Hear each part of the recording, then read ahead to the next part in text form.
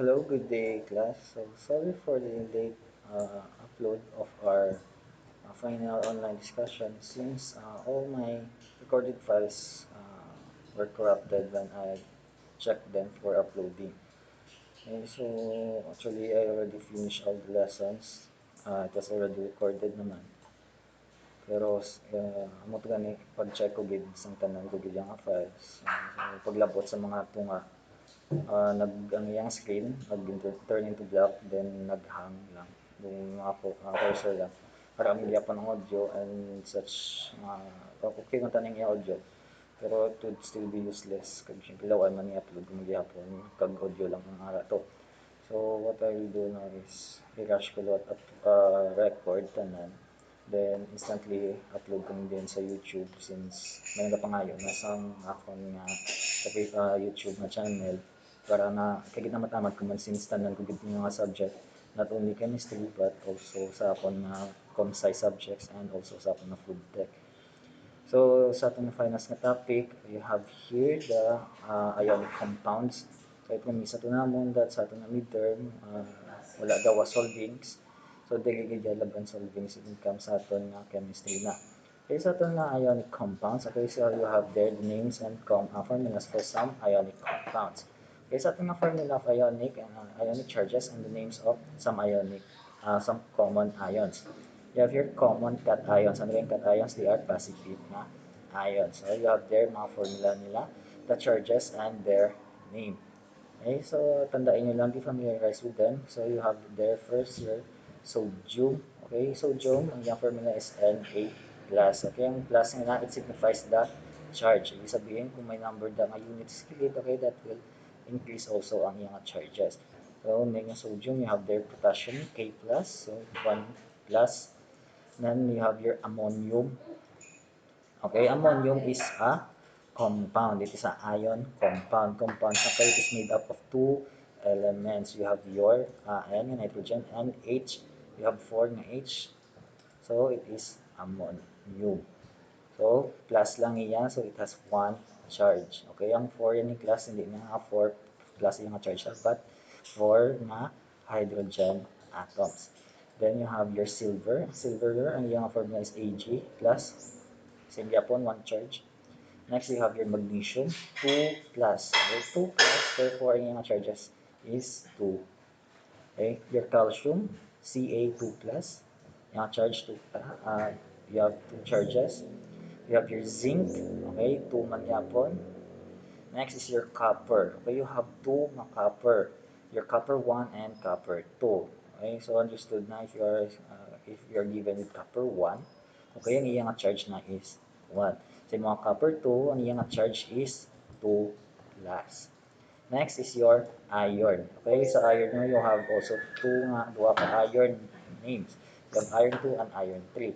Sa iron 2 nyo, okay, yung iron charge is 2 plus. Therefore, your charge is 2. Then yung iron 3, 3. Okay, so and then for your aluminum 3 plus. Okay, then yung charge is 3 plus. Sa inyong periodic table, you can also have other elements kagada mga elements da nga mana or lain-lain mga ilang ion charges. So this is only the common lang, okay? Common cations that we will be encountering. Next is common yung anions. Anions or negatively charged na mga ions. You have the formula of charge and the same lang. Your F stands for fluorine. So negative, therefore it is 1 minus. Okay? So in writing your charge class, okay, dapat una gid ang unit for the sign. Okay, hindi minus 1 but 1 minus. Next is your chlorine. Chlorine is 1 minus. So Cl. Your bromine, Br, negative man, so 1 minus. Your hydroxide, okay, hydroxide. Ibig sabihin, unang O sa H, okay? So it is OH minus. So yung charge is 1 minus. Next is your acetate. Okay, so medyo malaba-laba ang iyang formula name which is your CH3COO3 minus. Ang iyang charge is 1 minus or 1 negative. Next is your citrate. Okay, citrate NO3 minus or negative. So yung charge is 1 minus. Your oxide, okay, O2 negative na sign. Therefore, your charge is 2 negative. Yung mga sulfide, S2 negative, charge siya is 2 negative. Sulfate, okay, sulfate ya class. Ang ganawa niyo ang iyang compound. It is composed of your sulfur and also your oxygen. You have sulfur, then for ka-oxygen atom, the iyang ion charge is 2 negative. Therefore, iyang charge are unscaled. Next is your sulfate. Sulfite, hindi sulfite. Sulfate is SO4, then yung mga sulfite, okay, is SO3 to negative. So, same lang yung ion charge but ga-differ siya sa number of your oxygen atoms. Next is your carbonate. Carbonate is composed of carbon and oxygen. So, you have 1 carbon and 3 oxygen atoms. So, 2 negative ang iyang charge. Your phosphate naman yung class is PO4 3 negative. Therefore, your charge is 3 negative. So, sa names and formulas of some ionic compounds, during your study of your chemistry, you will have many occasions to refer the compounds by the name. In this section, we shall see how a few compounds should be named. More comprehensive rules for naming of your compounds are presented at the appropriate places later in this text. Table 2-2 includes the example names of your few common molecular compounds. You should learn that short list before proceeding much further in this textbook. We shall name many more molecular compounds as we encounter them in the later mga chapters. So, hindi mo problema since hapaw-hapawan pa lang atod nga general chemistry. Okay, at least i-preparatory lang niya sa inyo nga forensic chem. So, you have ionic compounds. Okay, so clockwise from the top, you have your sodium. You have your salt. Your salt is composed of sodium chloride, okay, which is composed of your NaCl. Your calcite is composed of your calcium carbonate, which is CaCO3, your cobalt, chloride,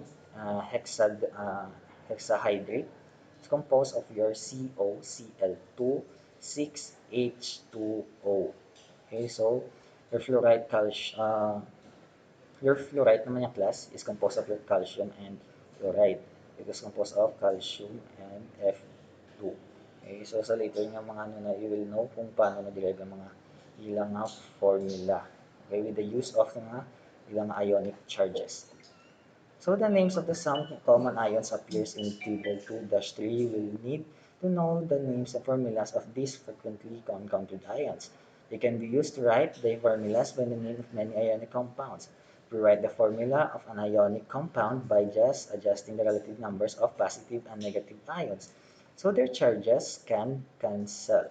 Okay, so the name of your ionic compound is formed by giving the names of the ions with their positive ions first. So, doon may makita nyo, di naman notice nyo sa babaw or sa direct. Kaya di ba yun yung sodium? So, pilagan niya nga charge, so it is positive 1. Ay yung chlorine naman yung class is negative 1. Kaya in writing sa ilang formula, name kung nagid ang always ang positive charge nga ions. Okay, so problem solving, we'll start learning compounds. Okay, so there is sa ating example. For the formula of the ionic compounds, okay, where the formulas for the following ionic compounds, you have your sodium fluoride, ang obrahon ta, and then next is your calcium fluoride, iron 2 fluoride, and also zinc phosphate. Okay, so paano tayo obrahon? So, ang plan. In each case, we will definitely will identify the chemical formulas of the ions from your table 2-3 sa may babaw. So this is your table 2-3. Okay, so this is the list of your common cations and your anions with their charges. These ions must be present in the simplest whole number ratio that gives the compound no net charges. Recall the formula and the names of ionic compounds that are written by given the positively charged ions first. Okay, so solution sa letter A, ang ginpakumbayan sa aton is your sodium and your fluoride. Okay, so tandaan nyo for your sodium nga formula, okay, it is Na, then positive. Okay, the formula for the fluoride is F negative. Okay, so ano brahon na? Okay, because the charges of these two ions are equal in magnitude, the ions must be present in the equal number. So the ratio is 1:1. Thus the formula for your sodium fluoride is NaF. Okay. So tudloan ta na kamo nga daan sa shortcut para mas magdasig ang aton nga discussion. E, paano nag-derive ang istuan na? Okay. For example, ang di ba ginatagan kang lina here? So, Ju. Then, kung i-add mo siya sa fluoride. Okay? So, ang 1 is to 1 nga natabo, since this is 1, 1 plus, so this is 1 minus. So, 1 plus minus nga 1, so therefore 0. Therefore, it is neutral. So, kung isulat mo na sa una gihapon ang positive charge nga ions, which is sodium, then AF. Okay, so ang muna kasimple lang aton nga letter A. For letter B naman yung class, okay, for your calcium, the ion for your calcium is 2 plus. Then, ang imo nga ion for your fluoride naman yung class is negative 1. So, if you're going to write Ca 2 plus F 1 minus letter A, letter B. Okay, so kung i-add mo na sila, you will have may isa pa ka ion charge na kulang ang imo nga fluoride. Diba? Kaya kung 2 minus 1, you will still have plus 1 pa for your calcium. Kulang pa, so it is still imbalance. Hindi pa siya equaling to 0. So, ang tabo na is you need to add 1 more nga fluoride. Therefore, ang shortcut lang na class is ang imo nga ion charge dire ay masaylo sa piyak. So, therefore, you will simply write Ca1. Tadaan nyo na kung ano yung ion charge sa piyak. Gawa mo nang kung habi, isulat mo na da. So, for example, nandito imaginary, okay, since may 1 kadi, kag may 1 kadi, okay, 1 kag 1 na. So, pwede mo na masalat dira. Okay, so, sa imaginary lang nasa. Pero, kidire, if you have 2, okay, masuwa na lang is Fa2.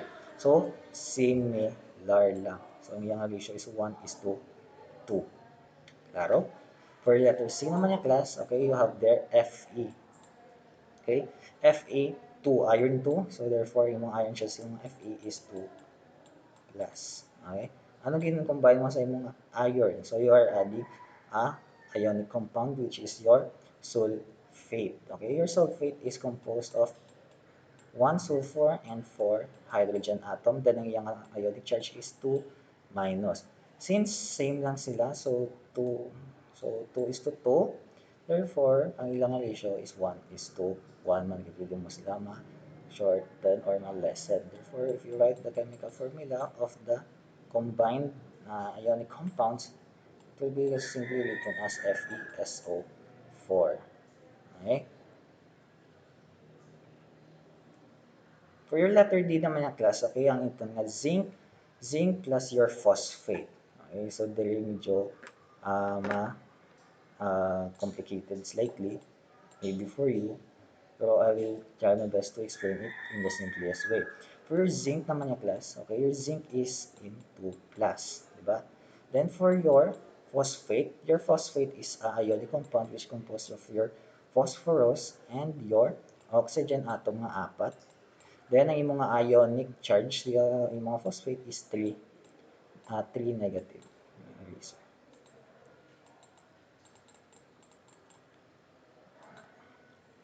3 negative. So, ano matabo ni class? Okay? So, ang tabo na is ang isaylo mo man lang na gihapon.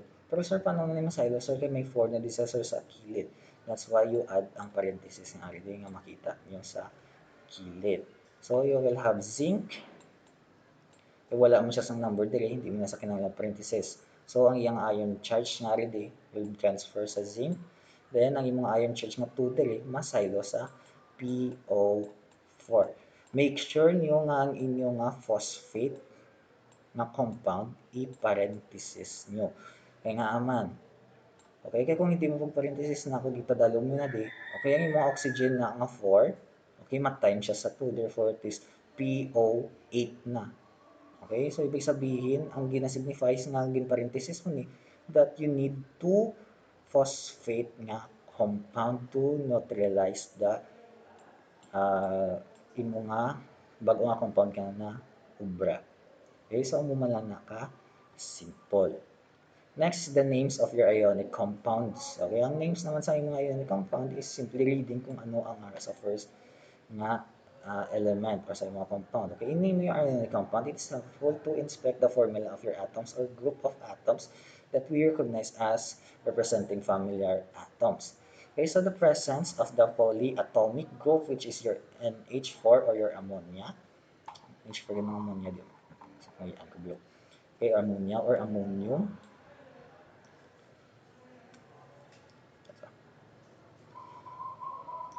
The presence of your ammonium ions, NH4, there are two of these each according to 1 plus in charge to balance this single unit of your sulfur. So must be account to 2 negative in charge or your S2 negative. So which is recognized as your sulfide ion. Thus the name of your compound nga NH4 kag S2. Tanawan niyo class ha, may parenthesis. Kaya nga man, kay di ba ang imong charge sa imong nga sulfur is negative 2. Ang charge sa imong nga ammonia is positive 1. So, nagawa yan na is this. Sulat ko ng biluat. Then, sulfur mo to, kasi since 1 naman na, so no need to write it. So, paano pa mag-name? So, it is ammonium sulfide. Okay, sulfide because sa S2 nga negative. Okay, ammonium, then sulfide. Amo lang naka simply. Next, sa letter B, you have your NO3 grouping. The formula tells us that nitrate ion N3 negative is present. Two of these nitrate ions accounts for 2 times 1 is equals to negative charge. To balance this, copper must be added for 2 plus charge and become copper 2 ions. Thus the name copper 2 nitrate. If your letter B naman yung class, letter B is CONO3 2. So, mabalaan mo nga copper 2 siya because of the 2 nga ari di sa kilid. Okay, so that is copper CO, parenthesis siya, NO3, then copper 2. Okay? Mabalaan mo pilaya iron charge because of, kaya di ba bako ang gasaylo lang sa kilid. Okay, that is the iron charge. So, copper 2 nitrate. Next, letter C, positive ion presence in your zinc ion or your Zn2 plus and the negative ion in your chlorine, which is your Cl negative. The name of your compound is zinc chloride. Okay, unahon gid gyapon pero may ang mga positively charged nga mga ions. For CO3 group in the formula which presents the carbon nitrate ion or carbonate ion, CO3 2 minus the presence of 3 such ions accounts to total of 6 negative charge ions. So there must be a total of 6 plus 2 in positive to balance this. This takes 2 ions to provide 6 or ang mga copper 3. Kaya diba copper 3 mo is 3 plus. Therefore, it is written as CO, CO3, then 3. Amo lang naka simple kayo know kung pila ang imong iron charge knowing kung ara ang number sa dalom. Okay, mula na ang shortcut with regards to ion charges. Next topic is the atomic weight. Okay, as the chemists of the 8th and 9th century constantly sought the information of the composition of the compounds and tried to systematize their knowledge, it became apparent that each element has a characteristic of mass relative to every other element. Although the scientists did not have the experimental means sa mga time to measure the mass of each kind of atoms, they succeeded in defining a relative scale of our atomic masses or atomic mass. Okay? An early observation of your carbon and hydrogen has relatively atomic mass, also traditionally called your atomic weights or shortcut na is AW. For approximately 12 is to 1. Okay, ibig sabihin ng iyang base or iyang basehan is your carbon 12. whereas literally thousands of experimental compositional compounds have resulted in established the scale of relative atomic weights based on your atomic mass unit or your AMU. Tandaan nyo lang ang mga phrases regards sa aton nga mga theories. Okay, which is defined as exactly 1 of 12 of the mass of your atom, particularly kind of carbon atom called your carbon 12. Okay, on a scale of your atomic weight of your hydrogen is 1.00794 atomic mass of that sodium, which is 22.989768 atomic mass unit, and the magnesium, which is your 24.3050 AMU. This tells us that your sodium atom is nearly 23 times the mass of your hydrogen. Okay, so ang iyang ginakumparan is your hydrogen, which is your 1. Eh, di ba, ito na carbon dioxide or carbon 12, ang iyang mass is 12 compared to the mass of your hydrogen. Okay, so 23 times the mass of your atoms. For your magnesium atoms is 24 times of your hydrogen atoms, and sa imo naman na sodium na lang gina-compare. Okay, so when you need values of your atomic weights, consult the periodic table in the alphabet listing of your elements, both found on facing the pages inside the front cover. So may pakita discuss in regards sa atin na periodic table. So sa uh, further topic na pa na. Okay, so let us proceed sa ating moles. Okay, even the smallest bit of the matter can be handled relatively contains an enormous numbers of your atom. So we must deal with a large number of atoms in a real situation. Okay, some units for conveniently describing the large number of atoms is desirable. The ideas of using the unit to describe a particular number amount of your object has been observed for a long time. You're already familiar with the mga terms nga 1 dozen. So, ang 1 dozen is ibig sabihin 12 kabilog. And kung mahambal ka yung gross, okay, it means 144 nga items. Okay, so sa imong SI unit or sa imong System Internationale, okay, the amount of mole is the provision of MOL is defined as the amount of your substance that contains many entities, which is your atoms, molecules, and other nga particles. As they are atoms, exactly 0.012 grams of a pure carbon, 12 atoms. Many experiments has refined the numbers and currently accepted the value that if you have 1 mole, ibig sabihin na the atom or the imo nga amount is 6.022137. Pero pwede ito na ma-shortcut sa 0.022 na lang times 10 raised to 23 particles. Okay? This number often rounded off to amon gani. Okay, so ang number gana is called your Avogadro's number. So tandaan nyo, Avogadro's number. In honor for our scientist, Amadeo Avogadro, Adro's contribution to the chemistry and discussing the section. That was fine. You can stop naman. Continue to. So according to its definition, the mole unit refers to a fixed number of items that is identities of which most of be specific or specified. Just as we speak a dozen of eggs or a pair of aces, we refer to mole of atoms or moles of your molecules. Okay, or a mole of ions, electrons, or other particles. We could even think that a mole of eggs, okay, also the size that requires a carton stickers. The imagination. Helium exists in discretion of He atoms. So 1 mole of your helium consists of 6.022 times 10 raised to 23 He atom. So this is your Avogadro's number. Then ang unit or ang imo nga different types of your element, then ang iyang atom. So hydrogen commonly exists in diatomic or a pair of 2 atoms. Or your hydrogen class ha, okay?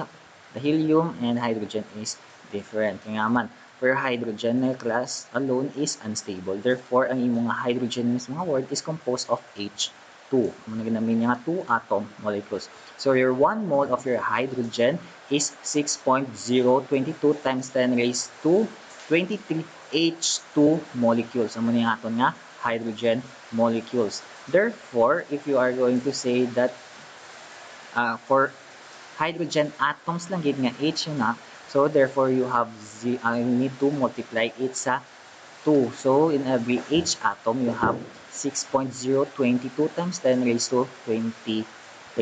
Okay, every kind of your atom or molecule or ion has a definite characteristic mass. It follows 1 mole of a given pure substance. Also has a definite mass regarding of the source of the sample. This idea is central importance to many calculations throughout the study of our chemistry and related sciences. Because the mole is defined as the number of atoms in 0.012 kilograms or 12 grams of your carbon-12. The atom mass unit or your AMU is defined as 1/12 of the mass of your carbon-12 atom. The following convenient relationship is proof. So the mass of your mole of atom of a pure element in grams is numerically equal to the atomic weight of that element in your AMU. So this is also called your molar mass or gina-shortcut na as mm. Okay, of an element. Its units are in grams per mole written as G mole or G mole negative 1. Okay, so din yung dalhin ang negative 1. Kung ang imo nga mole nga sa badalom, okay, masaka siya. Okay, so it will grams times mole. Okay, di ba kung divide ganing ng unit sa dalom kung masaka siya, ang iya nga exponent or iya nga unit will turn into negative. So negative 1. So that is the reason why ang iyang unit kisa is G mole negative 1. For instance, if you obtain a pure substance of your metallic element, titanium, whose atomic weight is 47.88, the measurement of measure out of 47.8 grams of it, you will have 1 mole or 6.022 or times 10 raised to 3, 23 titanium nga atoms. So, Avogadro's unit is applicable to every element. So, muna nakasimple. The symbol for element can be used to identify the element, to represent one atom of the element, or represent 1 mole of your atoms to an element. The last interpretation will extremely useful in calculation in the next chapter. A quantity of your substance may be expressed in a variety of ways. For example, considering a dozen of eggs and 55.84 grams or 1 mole of your iron. In figure 2-8, we can express the amount of eggs or iron presented in many several units. We can construct unit factors. Okay, so ang unit factors na available, you have your factors para sa egg na example lang klasa. Okay, if you are given with 12 eggs, di ba? Kaysa nga, pag may kamahambal na 12 eggs, you are saying 1 dozen. Okay, 1 dozen is composed of 12 pieces. Okay, then this amanya class, if you are given 12 eggs, okay, may ratio na converting into ounces. Okay, so in every 1 egg, you have 2 ounces. So, you will have 24 ounces if you have 12 eggs. So, sa mga unit factor for your ions, ang mga example lang, ang gamit yung Avogadro's number. Okay, in every 1 mole of your Fe atom, you have the Avogadro's number, which is 6.022 times 10 raised to 23 Fe atoms. Okay? Then, ang imuman nga Avogadro's number, which is your 6.022 times 10 raised to 23 Fe atoms, is equivalent sa iya nga AMU. Ang makita nyo sa iya nga periodic table, which is your 55.84 grams of your Fe. Okay, so everything clear with regards sa aton nga Avogadro's number and sa iyang usage. Okay, so same lang gihapon din, self-explanatory. Kapag i-repeat lang repeat. So here is a table of your mass of 1 mole of your atoms of some common elements. So common elements lang niya. You have your carbon, di ba? Sa aton ng carbon, sa aton ng periodic table, the mass of your carbon dioxide is 12. Okay, so 12.0 grams of your carbon dioxide. Therefore, it contains 6.02 or 22 isa. So mas ginashortcut sa into 6.02. So depende sa aton instruction na ginagamit. So 6.02 2 times 10 raised to 23, kaya Avogadro's number, carbon atoms or 1 mole of C atom. Okay, so if you're, for example, given with 24 grams of your carbon, therefore you have the double amount of your Avogadro's number and also the double amount of your mole. So, mumala na ka, carbon atoms. Sinsayin nyo na ako lagi. Okay, hindi kayo. So, for titanium, ang titanium na atomic mass unit na makita sa periodic table is 47.9 grams Ti. Avogadro's number, constant yun na always. The change lang is ang mga element atoms and same na naghihapon. So on and so forth, you have your gold, which weighed for 197.0 grams AU. AU is the formula of your, or niyang symbol for your gold. Then you have your hydrogen, hydrogen as diatomic. Okay, so it is 1.0. Therefore, in every 1 half lang. Okay, for your sulfur naman yung class. Okay, ang S8 kasi para maging stable siya. So it is 8 nga sulfur. Therefore, in every 6.0, 24 times 10 raised to 8. So as 1 mole of S atoms or sulfur na atoms. Pero kung i-ano mo siya, specifically, you have 0.75 0.753 times 10 raised to 23 S8 molecules of your molecules or 1/8 of your mole.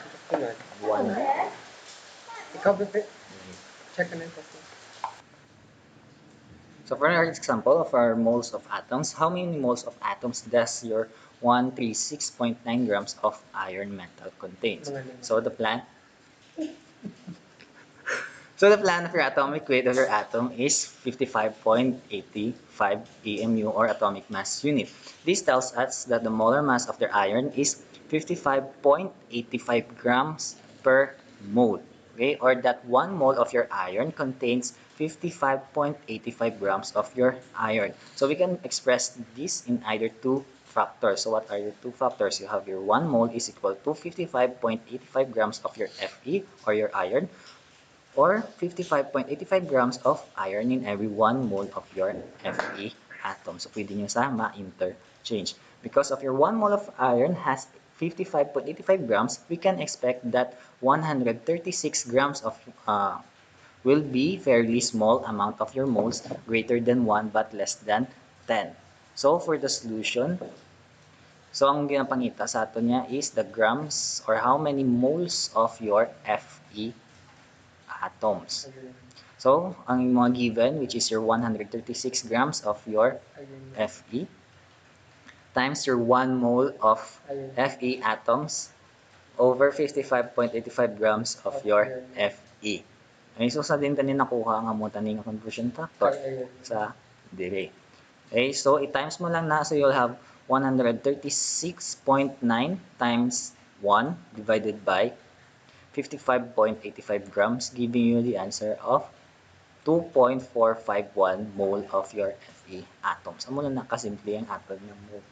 Sir, din da sir ang 2. Ang 2 dila na tabunan kung may 2 na da. Once the number of moles of atoms of an element is the number of atoms in the sample can be calculated as illustrated in 2-4. Okay, so sa example 2-4 naman yung class, are numbers of atoms.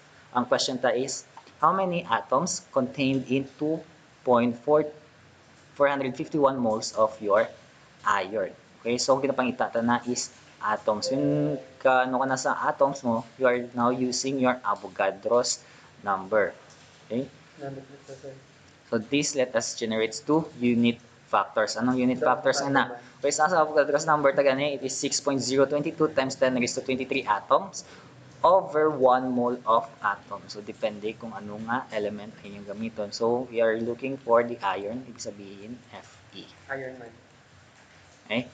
And also the other factor you can derive is 1 mole of atom in every 6.022 times 10 raised to 23 atoms. So ang solution, napangita mo is Fe atoms. Ang given, ginhatag is 2.51 mole of your Fe. So kay para ma-cancel out ang unit factor nga ni, ibig sabihin dapat ang imo nga mole of your Fe atoms ara sa dulong. So you will be using this unit factor. So simply multiply the given what is 2.451 times 6.022 times 10 raised to 23 Fe atoms. We will be given with the answer of 1.476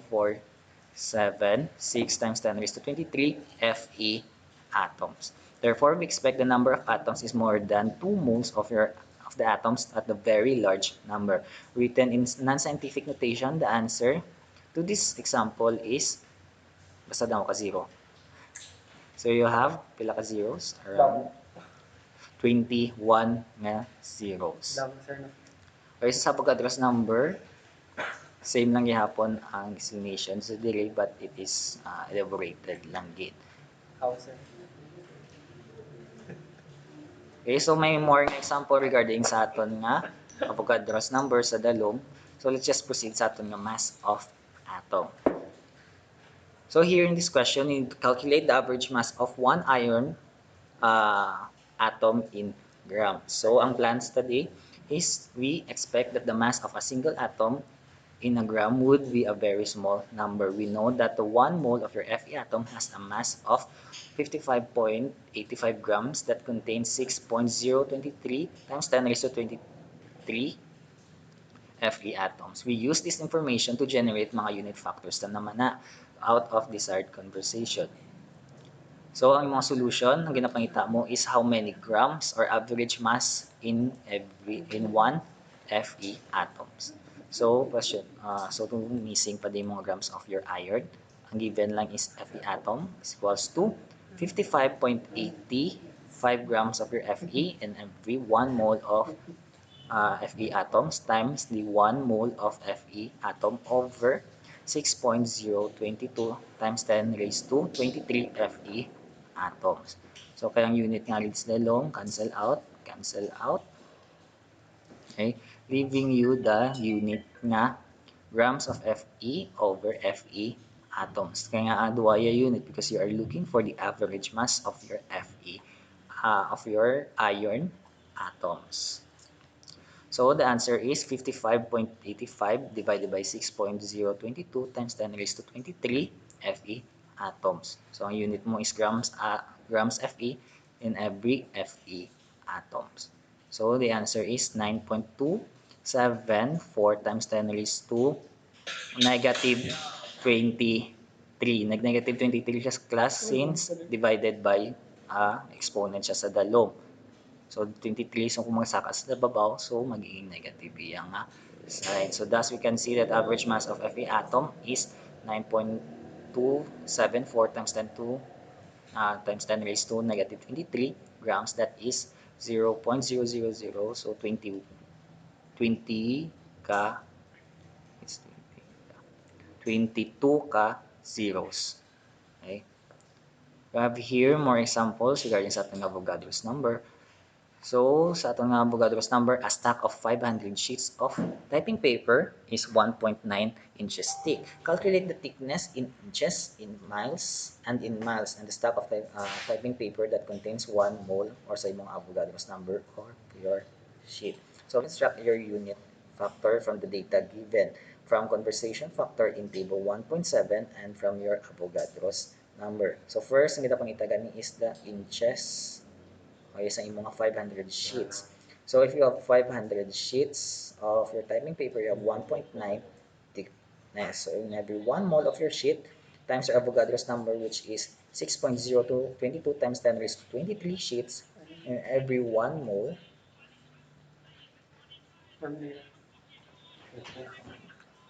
Pause ka na.